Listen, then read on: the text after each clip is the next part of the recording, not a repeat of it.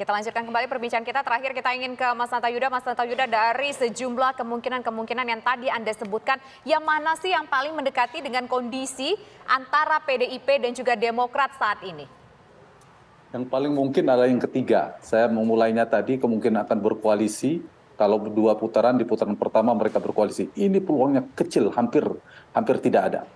Yang kedua, kalau mereka berkoalisi di putaran kedua, itu ada kemungkinannya. Nah, yang ketiga, yang bisa disimpul sementara adalah komunikasi politik yang saya kira ini baik sekali, bagus, akan menguntungkan kedua partai, tapi juga memberikan dampak atau simpati politik kepada publik maupun secara demokrasi. Bayangkan ini bisa kalau terjadi, misalnya ya, kalau terjadi, ini akan menjadi tontonan demokrasi yang positif, mencairkan dua kutub kekuatan politik yang dianggap berseberangan. 10 tahun PDI Perjuangan berkuasa, Demokrat selalu di luar, pun sebaliknya. Hampir 20 tahun mereka di luar, kemudian tiba-tiba membangun komunikasi politik. Yang kedua, akan mencairkan dua tokoh politik yang berpengaruh di antara dua partai itu, dua tokoh bangsa yang pernah menjadi presiden, Pak SBY dan Ibu Mega. Kemudian misalnya disusul setelah pertemuan Mas Ahy dan pertemuan Mbak Puan, pertemuan dua figur itu akan memberikan gambaran tontonan kebangsaan yang sangat baik sekali.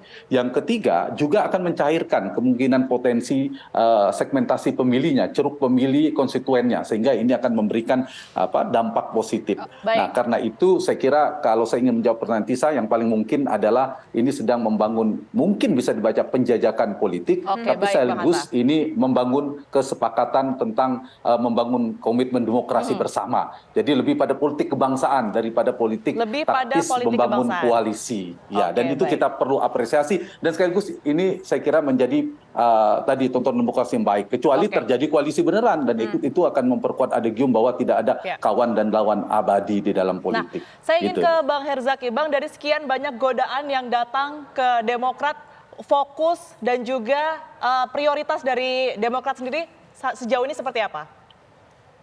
Singkat saja, Bang. Sampai dengan saat ini ya, saya baru selesai meeting dengan Mas Ahy, juga dengan teman-teman beberapa pejabat teras tadi. Tegas dan jelas Mas Ahy menyampaikan, sampai dengan saat ini kita masih di koalisi perubahan, kita ingin terus memperjuangkan perubahan ya yang diharapkan oleh masyarakat ya kepada kami ketika kami keliling-keliling Indonesia ini gitu. Banyak sekali masukan masyarakat yang menginginkan perubahan dan perbaikan. Nah, itulah posisi politik kami saat ini. Di koalisi perubahan, capresnya adalah Anies Baswedan. Baik. Ya. Untuk kedepannya ya kita lihat bagaimana ini bergulir. Yang pasti kita jangan sampai hanya mengkotak-kotakan diri dan fokus pada urusan politik pragmatis belaka atau politik praktis belaka. Tapi ingat ada politik kebangsaan yang tadi seperti disampaikan oleh Bang Natayuda, itu yang menjadi sangat penting dan menjadi bagian dari yang akan kami bangun bersama teman-teman PDIP dalam konteks komunikasi ini. Oke, baik. Terima kasih Bang Herzaki, terima kasih juga Bang Natayuda, dan sebelumnya bergabung bersama kami Bang Andreas Pereira.